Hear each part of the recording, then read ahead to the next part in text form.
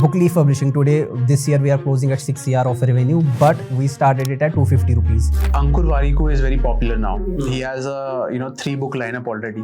Chetan Bhagat is very popular because उन्होंने एकदम simple language में books लिखी थी. कंपनी का नेम आ चुका था, but behind the scenes it was just one person doing everything. तो जैसे आप Bookleaf Publishing के नंबर पे कॉल करोगे तो एक अजहर नाम का बंदा फोन उठाएगा. Instagram पे आप Bookleaf Publishing को टेक्स्ट करोगे, एक निशांत नाम का बंदा आपको रिप्लाई करेगा. ईमेल पे एक रॉबर्ट नाम का बंदा आपको रिस्पॉन्ड करेगा. बट बिहाइंड द सीन ये सारे मैं ही था. परेशान हो गई थी ये चीज. मुझे ये चाहिए थी कि मैं कोई स्किल सीखूं जो वक्त के साथ वो बढ़ती रहे, ना कि मुझे उसे छोड़ना पड़े. हम जैसे लोग, मेरे जैसे लोग यहाँ डॉक्टर, इंजीनियर और टीचर बनते हैं. ये तो उन जैसे लोग हैं जो आते हैं चोरी चकारी करके जो भी बन जाते हैं. ये तो उनका काम है, बिजनेस करना और ये बड़ी बड़ी हरकतें करना. मैं अभी इसको यही बता रहा था कि शार्क टैंक मेरा होने रहा था नवंबर में. फरवरी में मेरे ग्रैंडफादर मेरे को कह रहे हैं कि मेरे पे एक मेहरबानी कर कॉलेज जाओ, डिग्री ले आ. तो हमारी काफी उसमें लड़ाई हुई. काम इक्वली ही होता था लेकिन मार्जिन बहुत कम होता था क्योंकि we used to sell it in 1500. जो ये था राइटिंग चैलेंज था, तो आप देख सकते हो कि 15,000 में जो आप अपनी बुक पब्लिश कराते हैं हम आपको 1500 में कर रहे हैं. तो मार्जिन हमने ऑलरेडी काफी कम कर लिया. But again it was a growth है कि कैसे हम ज्यादा से ज्यादा लोगों को रीच करें. मैंने उसका कहा कि देख हम 2 लोग हैं,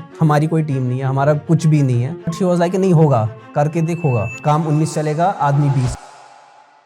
Let's talk about like a famous book author. Like अगर मैं इंडिया की बात करूँ तो पब्लिक डोमेन में Chetan Bhagat is very popular because उन्होंने एकदम सिंपल लैंग्वेज में बुक्स लिखी थी. और आज की डेट में तो उनके बुक्स के ऊपर बड़ी बड़ी फिल्म्स भी बन गई है, like 3 Idiots, half girlfriend, right. So how does somebody sort of जो भी एस्पायर कर रहा है उन्हें देख के भी उनका क्या पाथवे होना चाहिए? Like how does somebody become a Chetan Bhagat in present time?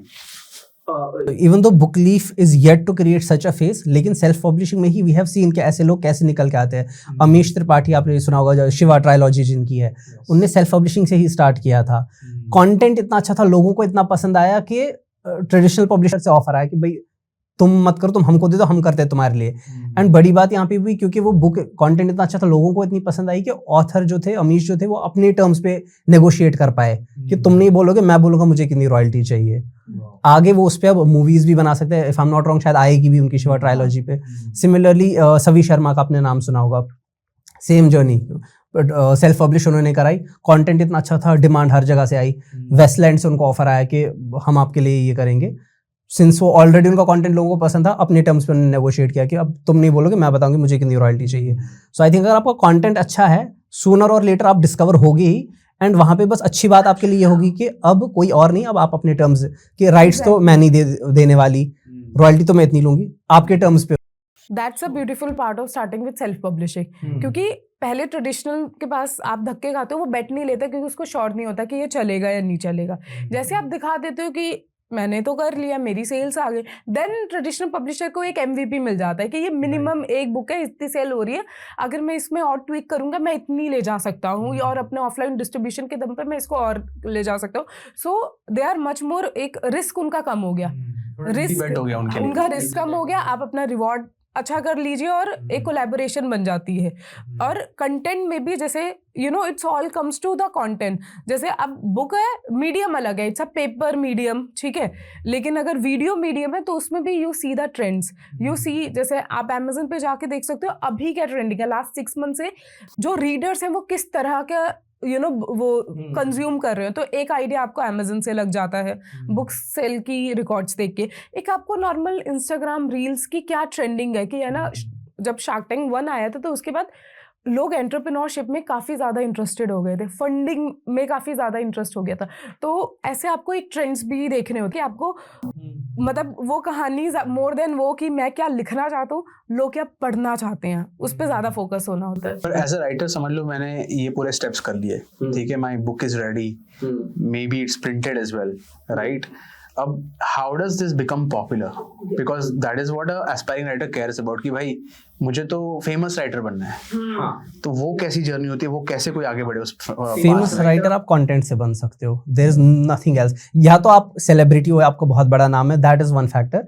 लेकिन अगर आप स्टार्ट कर रहे हो तो कंटेंट ही आपको डिसाइड करेगा. ये एक यहाँ पे एक मिसकंसेप्शन है जो टैंक पे भी हमसे पूछा गया कि अगर ट्रेडिशनल पब्लिशर से वो तो इतने लाख बेचता है, तो वहाँ पे सिंपल आर्गुमेंट है कि डेटा निकाल लो कितने ऑथर्स वहां से भी पब्लिश होते हैं और उनमें से कितने वो लाखों बेच पाते हैं। रेशियो कम होगा वो, बहुत कम होता है, 90-10% उनके ऑथर्स जो है वो बेस्ट सेलिंग हो जाएंगे बिकॉज कंटेंट बहुत तगड़ा है, बट जो वेरी बिग मेजॉरिटी है जो बुक स्टैक कर जाती है। Yes, even in the Shark Tank, there are 3 sharks who published their books, and one became the most popular.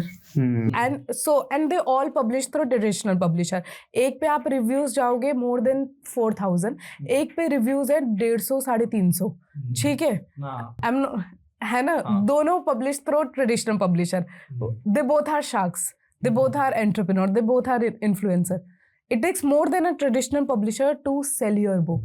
आपका कंटेंट कैसा होना चाहिए, या तो आपका ऑलरेडी कोई फॉलोइंग होना चाहिए जो तैयार है आपकी बुक के लिए। Exactly. जो शार्क्स ने एग्जांपल दिया वहां पे क्या था कि अश्नीर ग्रोवर की बुक थी दोगलापन, उनकी ऑलरेडी लोग वर वेटिंग कि बताओ कि उनका जो भी चल रहा था they wanted to hear from, but other shark was Namita Thapar, उनकी बुक थी डॉल्फिन, जो कि बिकॉज देयर वाज वो डिमांड नहीं थी। It does not matter. अब ये मिसकंसेप्शन है कि अगर मैं ट्रेडिशनल के थ्रू जाऊंगा वो तो मेरी इतने लाख कॉपीज बिकवा देगा, ये करा देगा, या सेल्फ पब्लिशिंग के थ्रू नहीं होगा।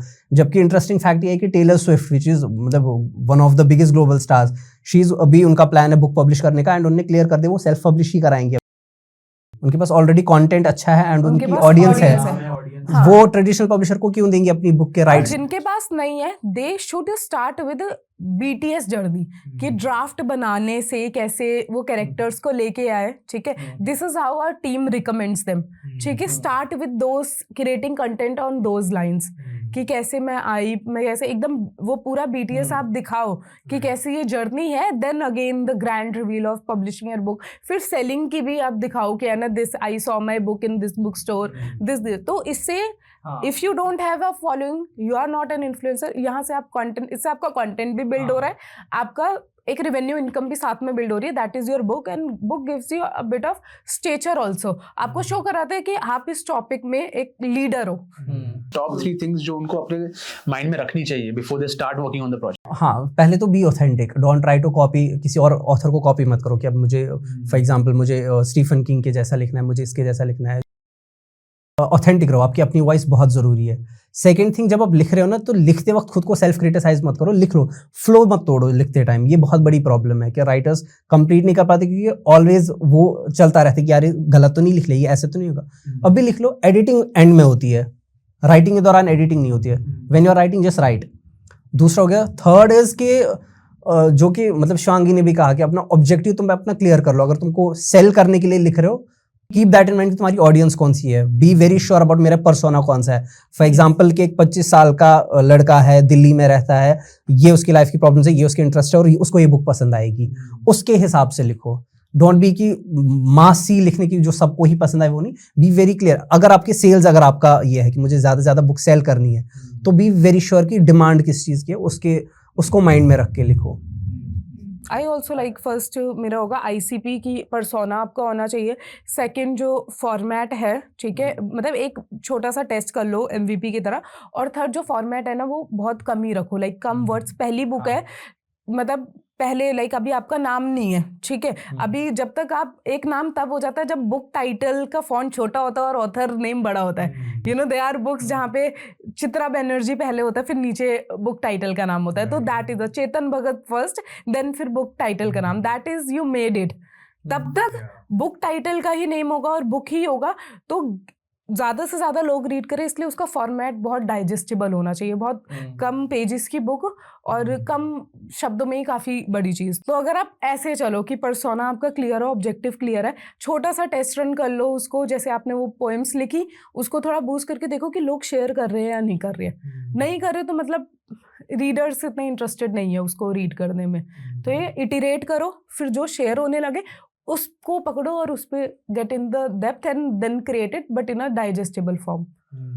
राइट। अगर हम सोशल मीडिया स्पेस की बात करें तो Ankur Warikoo is very popular now. He has a 3 book lineup already, ठीक है। उन्होंने भी वो स्क्रैच से लिखी है एंड ऑब्वियसली वो सारे सिंपल लैंग्वेज में है काफी, राइट।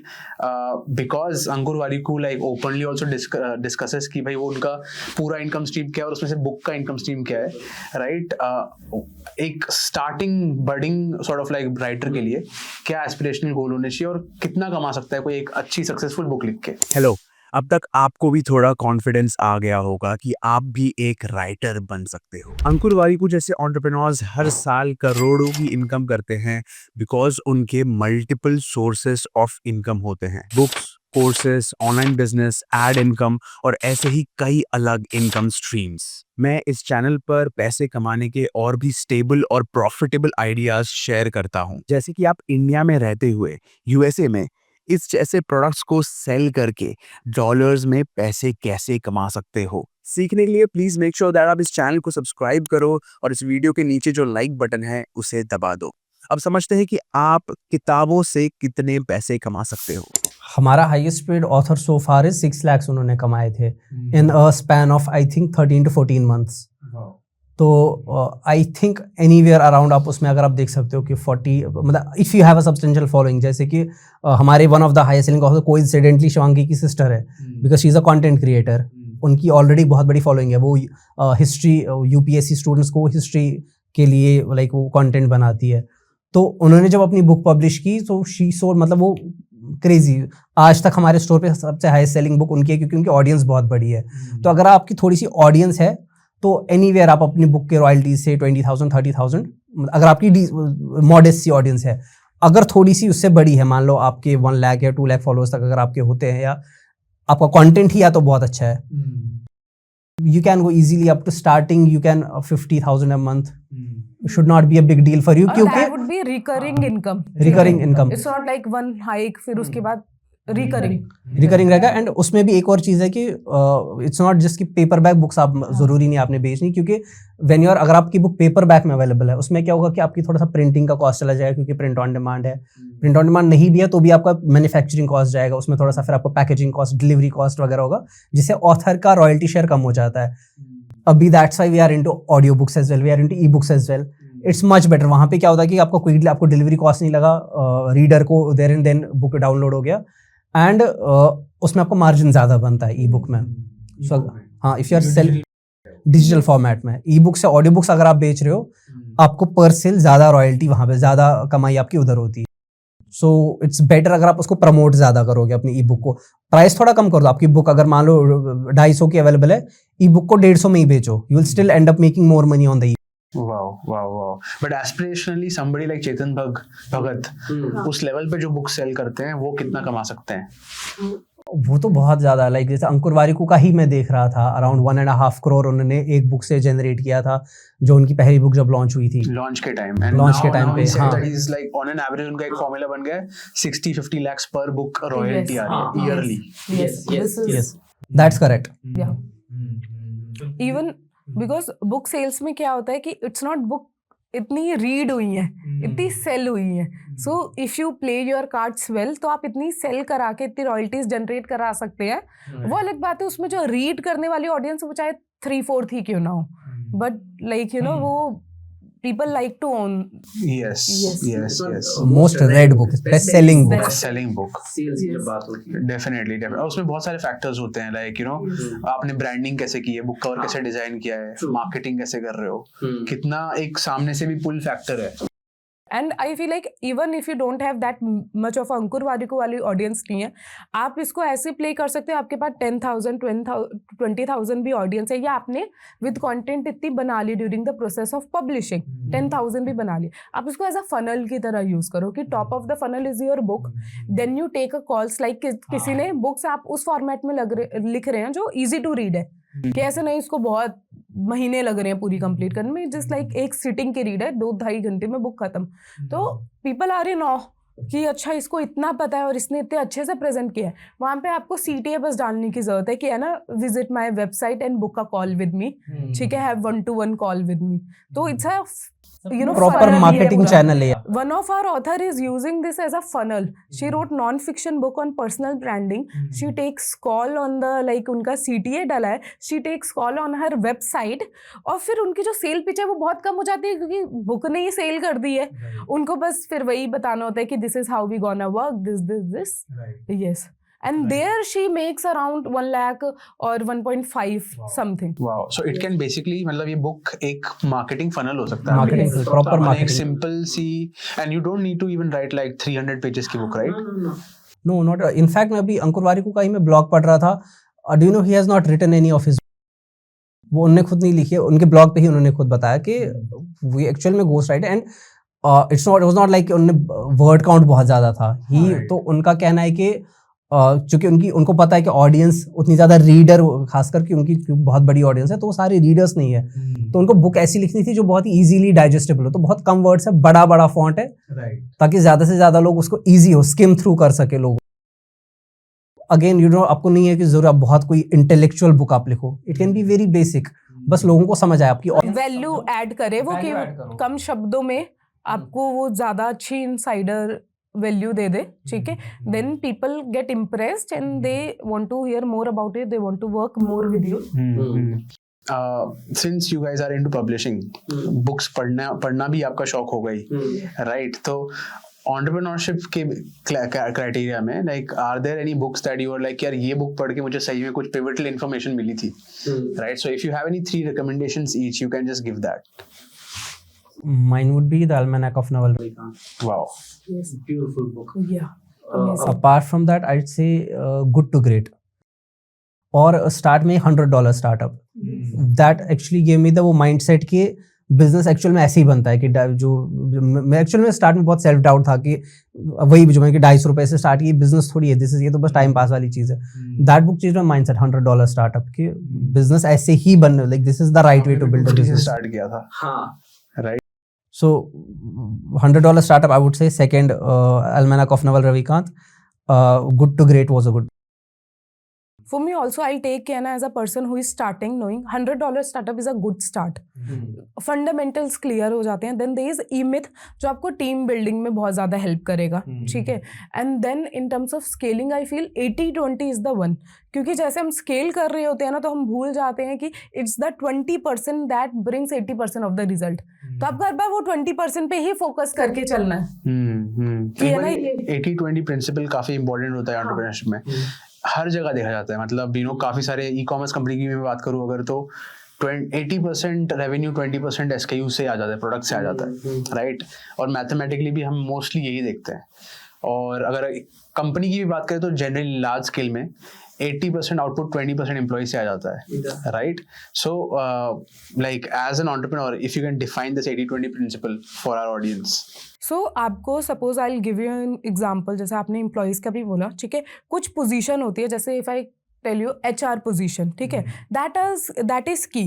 तो है ना, आपको HR में ऑप्टिमाइज़ नहीं करना कि मुझे थोड़ा सस्ता मिल जाए या थोड़ा इनएक्सपीरियंस, मतलब कम सा एक्सपीरियंस ट्रेनेबल मिल जाए. आपको चाहिए होगा HR, आपको बेस्ट चाहिए, ठीक है, जिससे आप सीख सको एज अ फाउंडर, क्योंकि वो HR और आप मिल के पूरी टीम बनाने वाले हो.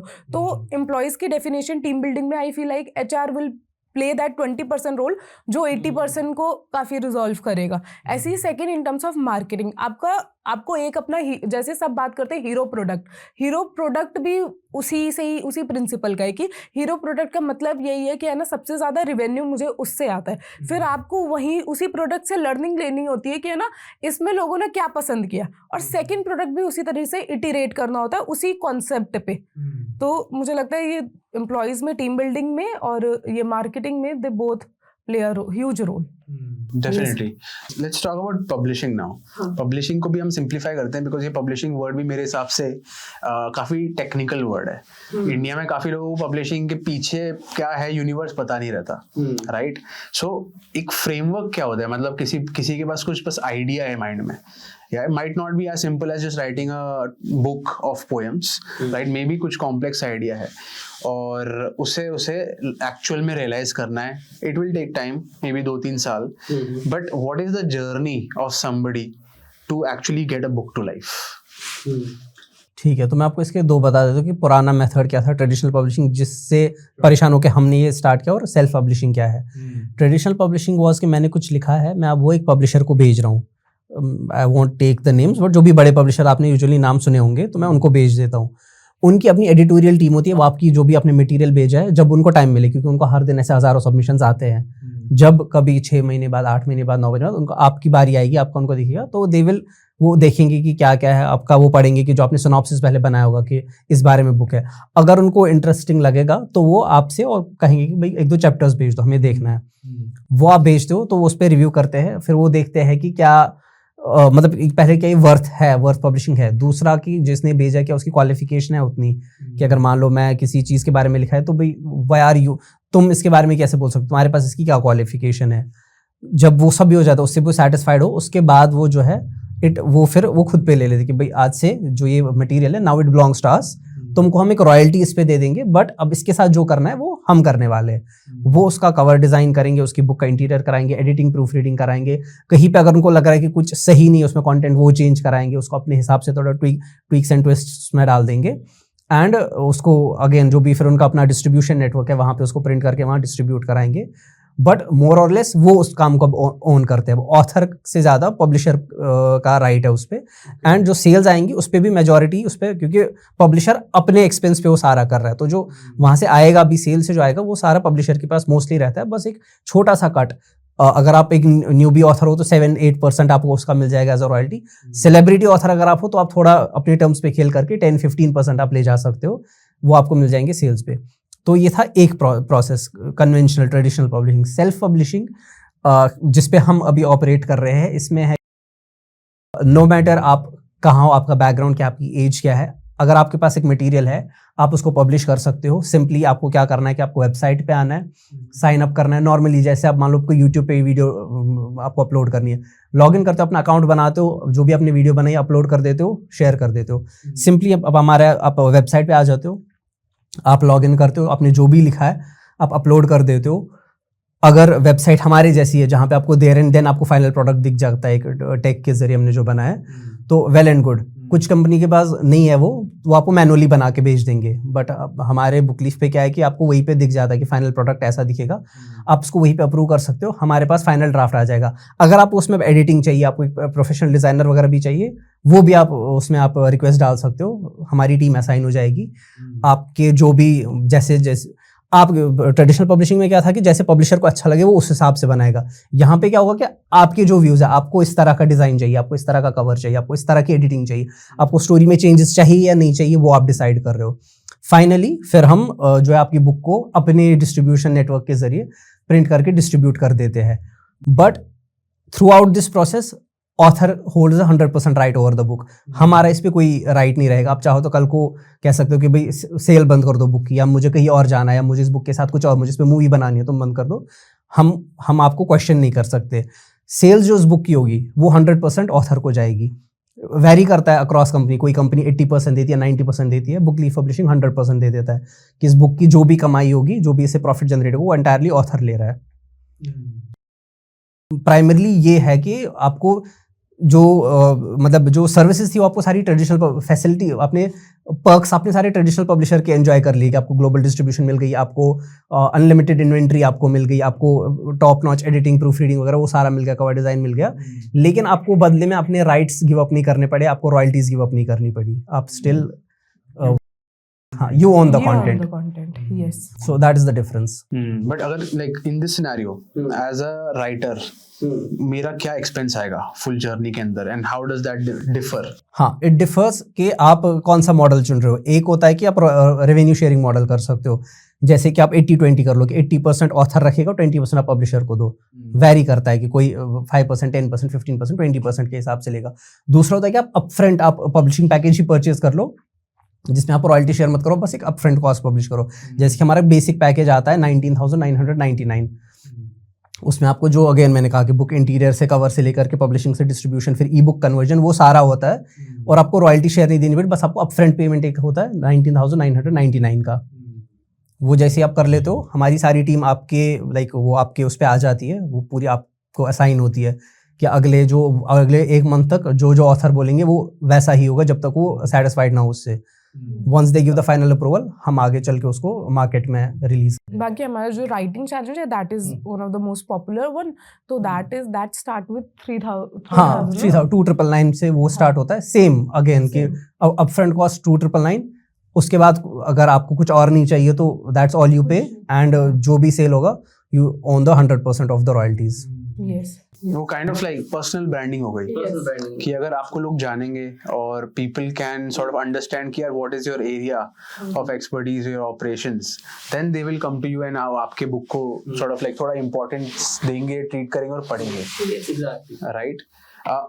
समझ लो बुक की जर्नी आगे बढ़ गई, बुक पब्लिश हो गई, प्रिंट हो गई, राइट, डिस्ट्रीब्यूट कैसे होता है? फॉर एग्जांपल एक्चुअल में जैसे when I was also like you know a student, मैं क्रॉसवर्ड जाता था, क्रॉसवर्ड्स में पहले अलाउड होता था कि यार आप बैठो एंड बुक पढ़ो, तो पूरे दिन मैंने वहां पे निकाले, राइट। सो अगेन एक राइटर का एस्पिरेशनल यही होगा कि यार मुझे तो अपनी फिजिकल बुक किसी स्टोर में देखनी है, तो वो पहुंचता कैसे? ये एक्चुअली काफी चेंज हुआ है। ये हमारा भी कंसेप्शन था कि ऑथर को तो बुक स्टोर में देखनी है, बट एक्चुअल में अभी ये ट्रेंड हुआ कि वो सारा ऑनलाइन शिफ्ट हो चुका है। बुक स्टोर पे फुटफॉल नहीं है। If you go through the data there is like very less footfall on, although it gives the aspiration तो पूरी हो जाएगी कि मैंने बुक देख ली, it's a good for content. लेकिन कितने लोगों ने देखी उधर है? Yes, footfall is less, people are more caring about Amazon पे मेरी बुक है कि नहीं, you know that author actual में उसकी हमारे लिए क्वेरी, दे डोंट केयर कि अभी हमने किस बुक स्टोर पे डाली है, दिल्ली में किसने देखा।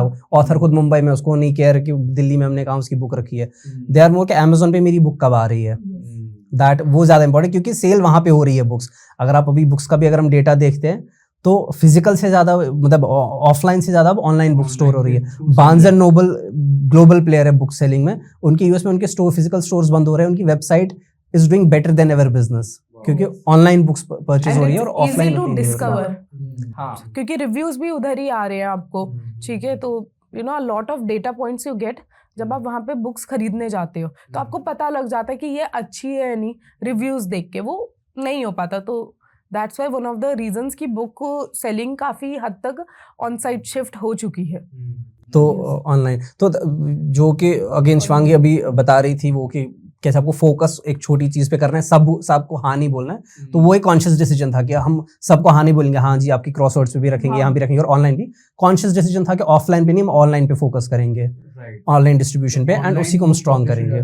प्रिंट ऑन डिमांड अगर हम सर्च भी करते हैं यूट्यूब पे, तो हमें टी-शर्ट्स आती है, वो आते हैं कि यार print on demand T shirt का बिजनेस एंड एक्सेट्रा। आप बता रहे हो बुक्स भी प्रिंट ऑन डिमांड, बुक्स भी प्रिंट ऑन डिमांड, तो ये कैसे काम करता है एग्जैक्टली?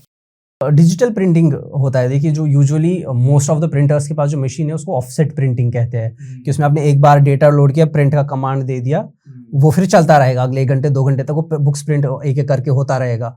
डिजिटल प्रिंटिंग में क्या होता है कि आप शॉर्ट रन डिजिटल प्रिंटिंग इसको कहते हैं, कि कम कॉस्ट में ही आपकी 2 या 4 बुक्स आपकी एक बार में प्रिंट हो जाएंगी, बस आप उतना ही स्टॉक अपने पास। और यहाँ पे सप्लाई इज द ट्रिकी, ठीक है, कि not every printer is ready to do that, क्योंकि वहाँ पे उनका भी मार्जिन लॉस होता है। वो कमाते ज़्यादा उस पर जहाँ पे आप 500,000 ऑर्डर्स उनको मिलते हैं, but due to our marketing efforts हमारी जो बुक सेल्स भी और हमारे नंबर ऑफ ऑथर्स बहुत ज़्यादा है, ठीक है, तो उनको हमारे साथ पार्टनरशिप में एक फ़ायदा मिलता है। जो ऑफसेट में वो 1000 बुक्स या 2000 तक ले जाते थे, उनको हमसे 5000 मिल जाता है, बस जो कैच है वो डिफरेंट बुक्स का है। तो मार्जिन मेक सेंस जब वॉल्यूम आ जाता है। अगर यही वॉल्यूम आप कम कर दो कि 50 बुक्स है, वो भी अलग अलग, कोई नहीं करेगा, क्योंकि हर बुक के लिए उनकी जो सेटअप है वो चेंज उन्हें करना होता है, क्योंकि पेज नंबर्स अलग होते हैं, बाइंडिंग अलग तरीके की होती है, पेज टाइप भी चेंज हो जाता है। तो it's like her bar change करने से उनकी कॉस्ट बढ़ रही है। अब बार बार मशीन स्टार्ट करना, ऑल दैट थिंग्स। लेकिन चूंकि हम वॉल्यूम बहुत बड़ा ला रहे हैं, उनके लिए प्रिंटर्स के लिए वो सेंस बनता है कि ठीक है, अगर तुम इतना काम दे ही रहे हो तो हम कर देंगे तुम्हारे लिए इतना चेंज। हाँ, उनको कंटिन्यूस जॉब मिल रहा है, सो they are willing to do it. Amazon पे I think like you said, Amazon पे is like a very important platform. वहाँ पे बुक पब्लिश करना और वहाँ से बुक्स के लिए कस्टमर्स या रीडर्स करना बहुत important है. So how does somebody sort of like launch a book there, and what are the criterias कि यार Amazon bestseller का टैग मिलेगा? देखो, आप खुद कर तो सकते, कंटेंट में दम है तो आप खुद भी कर सकते हो, लेकिन थोड़ा सा लंबा जर्नी होगा। वहाँ पे again that's where self publishers come in, कि डन इट मल्टीपल टाइम्स, हम कर सकते हैं तुम्हारे लिए, वो वाली बात आ जाती है। बट हाँ, कर तुम खुद भी सकते हो। सबसे पहली बात तो है कि जब तुम अमेजन पे अपनी बुक लिस्ट कर रहे हो, लिस्ट करना तो फ्री, अमेजन सेलर अकाउंट खोलना फ्री है, लिस्टिंग डालना उस पर फ्री है। हाँ, जस्ट मेक श्योर कि तुम्हारे पास सप्लाई, अगर ऑर्डर आएगा तो तुम उसको फुलफिल कर सकते हो। सबसे पहले तो होता है कि तुम्हारा जो तुम लिस्टिंग डाल रहे हो उस पर थोड़ी सी तुम्हें मेहनत करनी है।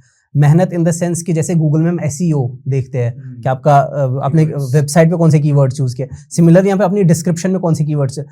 मेक श्योर कि आपके कीवर्ड्स में वो रिफ्लेक्ट हो रहा है। कोई अगर रिमोटली भी उसका गूगल पे कहीं सर्च कर रहा है, अमेजन पे सर्च कर रहा है, आपकी बुक वहाँ पे आ जानी चाहिए।